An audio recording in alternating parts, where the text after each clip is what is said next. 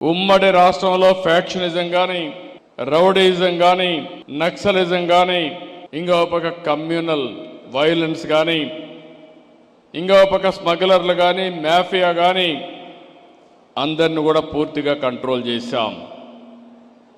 నేను ఎప్పుడు కూడా ఎప్పటికప్పుడు టెక్నాలజీ కూడా ఉపయోగించుకోవాలి.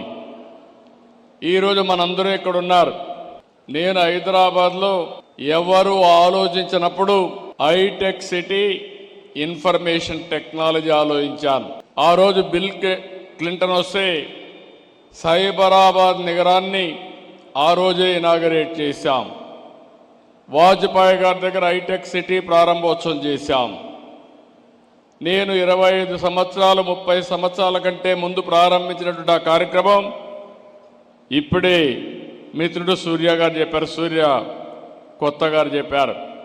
వీళ్ళందరూ బెనిఫిషరీస్ ఆ కార్యక్రమం వల్ల. నేను గర్వపడుతున్నా. బ్రహ్మాండంగా ప్రపంచం మొత్తం రాణిస్తున్నారు. పవర్ ఆఫ్ టెక్నాలజీ మీరు ఒక్కసారి చూస్తే 25 సంవత్సరాల్లో ఈరోజు హైదరాబాద్ నగరం వల్ల, ఐటీ వల్ల, నాలెడ్జ్ ఎకానమీ వల్ల దేశంలో హైయెస్ట్ పర్ క్యాపిటా ఇన్కమ్కి చిరునామా తెలంగాణ. అదే మరి మోస్ట్ లివబుల్ కండిషన్స్ ఉండే సిటీ హైదరాబాద్ సిటీ. ఈరోజు ఇవన్నీ చూసిన తర్వాత రాష్ట్ర విభజన తర్వాత ఆలోచించాను మళ్ళీ నెక్స్ట్ లెవెల్కి వెళ్ళాలని.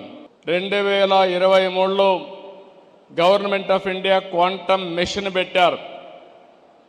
కానీ ఇంతవరకు పెట్టారు కానీ ముందుకు పోయే సమయంలో నేను చొరవ తీసుకున్నాను.